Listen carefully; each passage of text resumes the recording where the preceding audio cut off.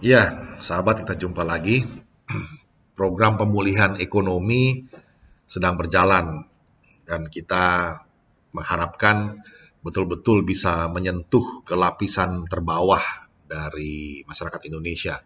Karena faktanya 99,99% dari pelaku ekonomi adalah para UKMK atau UMKM, ya, usaha mikro, kecil, dan menengah. Nah, saya pernah menulis artikel judulnya Bela Bangsa dengan Solidaritas Ekonomi Kerakyatan. Begini, adalah fakta bahwa penopang terbesar perekonomian Indonesia itu UMKM, usaha mikro, kecil, dan menengah. Berdasarkan data Kemenkop UKM tahun 2017-2018, jumlah UMKM adalah 99,99% dari total jumlah pelaku perekonomian nasional. Berarti pelaku ekonomi besar hanya 0,01% saja. Adapun detail UMKM yang 99,99% itu terdiri dari usaha mikro itu 98,68% atau 63,4 juta unit usaha. Usaha kecil 1,22% atau 783.000 unit usaha. Yang usaha menengah itu 0,09% atau 61.000 unit usaha. Pada kisaran itu. Kontribusi UMKM kepada PDB adalah 61%, terdiri dari kontribusi usaha mikro 37,7%, usaha kecil 9,6%, usaha menengah 13,7%, sedangkan pelaku ekonomi besar yang jumlahnya sekitar 5.550 unit usaha itu berkontribusi 38,9%-nya. Realitas sosial saat ini juga sudah bisa kita terima dan pahami bahwa ekonomi lagi lesu. Dari data di atas, kita tahu bahwa jumlah pelaku ekonomi terbanyak yang mengalami kelesuan itu tentu yang 99,99% alias UMKM. Ini gara-gara pandemi COVID-19, bukan salah siapa-siapa. Kelesuan ini konsekuensi dari survival mode, soal isolasi atau lockdown yang memang harus kita lakukan kalau masih mau memperpanjang hidup. Bagaimana tidak lesu dengan hampir setiap kita mengisolasi diri di rumah masing-masing untuk waktu yang cukup lama telah membuat aktivitas produksi dan interaksi pertukaran barang dan jasa jadi jauh berkurang. Itulah inti sistem perekonomian. Dan inti sistem itu saat ini relatif sedang stagnasi. Peralihan ke new norms, gaya kerja baru, misalnya work from home, ternyata masih perlu melewati learning curve atau kurva belajar sampai ke tingkat produktivitas yang sebelumnya.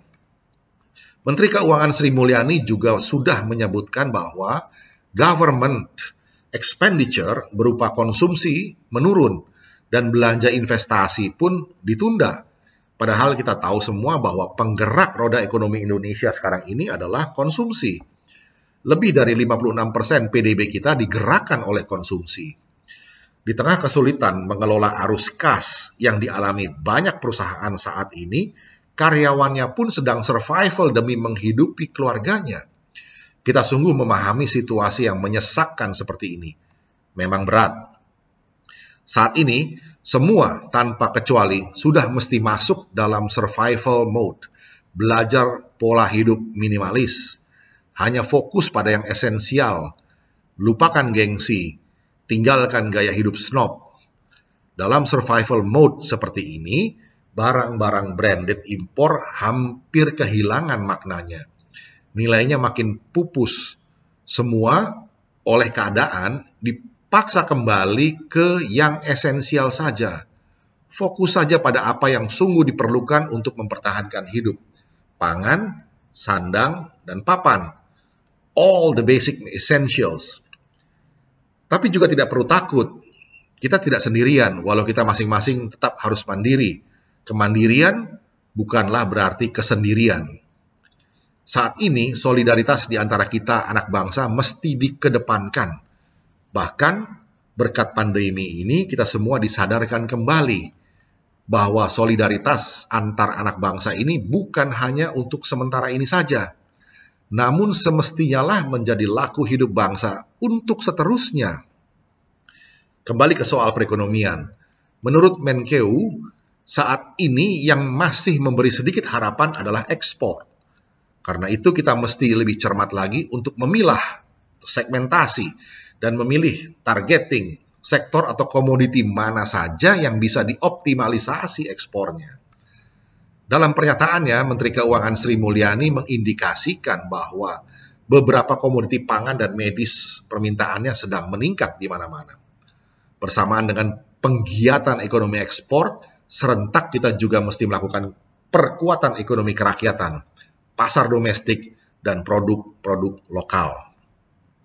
Inilah saat yang pas untuk memakai atau menggunakan produk-produk bangsa sendiri, bikinan rakyat, produksi dalam negeri, hasil karya usaha mikro, kecil, dan menengah kita, mewujud nyatakan solidaritas ekonomi kerakyatan, sekaligus bisa memperkuat ekonomi di basis. Ini jalan keluar yang menjanjikan agar selepas prahara COVID-19 ini, basis perekonomian kita jauh lebih kuat. Lantaran tersebar dan produksi serta transaksi dagangnya terjadi dalam suatu closed loop economy, uang berputar di dalam negeri sendiri. Ekspor sebanyak mungkin produksi lokal yang bernilai tambah dan mengimpor hanya yang esensial yang diperlukan untuk produksi dan tidak atau belum bisa diperoleh dari dalam negeri, misalnya bahan mentah. Sementara ini pemerintah sudah berjibaku untuk melakukan pelebaran defisit anggaran dan memberi berbagai insentif. Barusan Presiden Joko Widodo menyampaikan 5 skema besar program perlindungan dan pemulihan ekonomi di sektor UMKM yang merupakan 99,99% pelaku ekonomi di Indonesia. Pertama, UMKM kategori miskin dan kelompok rentan terhadap dampak COVID-19. Mereka ini masuk bagian yang penerima bantuan sosial baik itu program Keluarga Harapan, PKH, paket sembako, bansos tunai, BLT desa, pembebasan pengurangan tarif listrik maupun kartu prakerja. Kedua, insentif pajak bagi UMKM yang omsetnya di bawah 4,8 miliar per tahun. Tarif PPh final untuk UMKM dari 0,5% jadi 0% selama periode 6 bulan mulai April sampai September 2020. Ketiga, relaksasi dan restrukturisasi kredit UMKM dengan berbagai program, antara lain penundaan angsuran dan subsidi bunga KUR, kredit ultramikro UMI, PNM Mekar jumlahnya 6,4 juta, dan Pegadaian ada 10,6 juta debitur. Tambah lagi angsuran dan subsidi bunga kepada usaha mikro penerima kredit dari LPDP KUMK, penundaan angsuran dan subsidi bunga kepada para penerima bantuan permodalan dari beberapa kementerian, misalnya LPM UKP, Lembaga Pengelola Modal Usaha Kelautan dan Perikanan, BLU Pusat Pembiayaan Pembangunan Hutan, dan program serupa di Kementan atau Kementerian Pertanian. Program penundaan angsuran dan subsidi bunga diperluas untuk pengusaha mikro penerima bantuan dari pemerintah daerah. Keempat, perluasan pembiayaan UMKM berupa stimulus bantuan modal kerja darurat. Tercatat ada 23 juta UMKM yang belum pernah mendapatkan pembiayaan dari lembaga keuangan maupun sistem perbankan. Mereka ini harus mendapatkan program perluasan pembiayaan program kerja. Bagi yang bankable, penyalurannya akan melalui perluasan program KUR. Sekaligus ini akan mendorong inklusi keuangan. Sedangkan bagi yang tidak bankable, penyalurannya bisa lewat UMI, lewat Mekar, maupun skema program lainnya. Kelima, kementerian, lembaga BUMN, dan Pemda harus menjadi bumper dalam ekosistem usaha UMKM, terutama dalam tahap awal pemulihan. Konsolidasi usaha ini penting sekali. BUMN dan BUMD bisa jadi off-taker hasil produksi UMKM, baik di bidang pertanian, perikanan, kuliner, maupun industri rumah tangga. realokasi anggaran Pemda haruslah tertuju pada program stimulus ekonomi sektor UMKM. Begitulah berbagai upaya menolong bangkitnya UMKM sedang dilancarkan oleh pemerintah pusat. Adapun kriteria UMKM sesuai Undang-Undang Nomor 20 Tahun 2008 adalah sebagai berikut. Usaha mikro apabila omset atau kekayaan bersih paling banyak 50 juta rupiah, tidak termasuk tanah dan bangunan tempat usaha. Selain itu, hasil tahunannya paling banyak 300 juta rupiah. Usaha kecil apabila kekayaan bersih lebih dari 50 juta sampai paling banyak 500 juta, tidak termasuk tanah dan bangunan tempat usaha. Hasil penjualan tahunan minimal 300 juta dan maksimal 2,5 miliar. Yang disebut usaha menengah apabila kekayaan bersihnya lebih dari 500 juta sampai 10 miliar, tidak termasuk tanah dan bangunan usaha. Penjualan tahunan minimal 2,5 miliar sampai maksimal 50 miliar. Di atas itu tentu sudah masuk dalam kriteria usaha agak besar, besar, dan besar banget, di mana kekayaannya atau net worth-nya ada di Indonesia atau lagi in the coast di Swiss, Cayman Island, dan Singapura. Oh iya, apa kabarnya Panama Papers? Soal ini lain kali saja kita bahas ya. Menindaklanjuti arahan Presiden Joko Widodo tentang 5 skema besar tadi, Menteri Keuangan Sri Mulyani sudah menjabarkan detail fasilitas subsidi dan syarat-syarat bagi UMKM untuk mendapatkannya. Pertama, subsidi bunga untuk kredit UMKM di bawah 500 juta yang ada di BPR, perbankan, dan perusahaan pembiayaan. Mereka dapat subsidi bunga 6% selama 3 bulan pertama, dan 3 bulan selanjutnya 3%. Kreditor di kelas ini tercatat di BPR, ada 1,62 juta debitur, di perbankan 20,02 juta debitur, dan di perusahaan pembiayaan, termasuk kredit motor roda 2, ada 6,76 juta debitur. Total debitur ada 28 juta lebih. Kedua, UMKM yang pinjamannya antara 500 juta sampai 10 miliar dapat subsidi bunga 3% untuk 3 bulan pertama dan 2% untuk 3 bulan berikutnya. Untuk ini perbankan bisa merestrukturisasi dengan penundaan pokok selama 6 bulan. Untuk kemudian mereka bisa dapat subsidi bunga dari pemerintah. Ketiga, untuk usaha kecil di bawah KUR ada sekitar 8,33 juta debitur. Treatmentnya persis dengan usaha kecil yang pinjamannya di bawah 500 juta.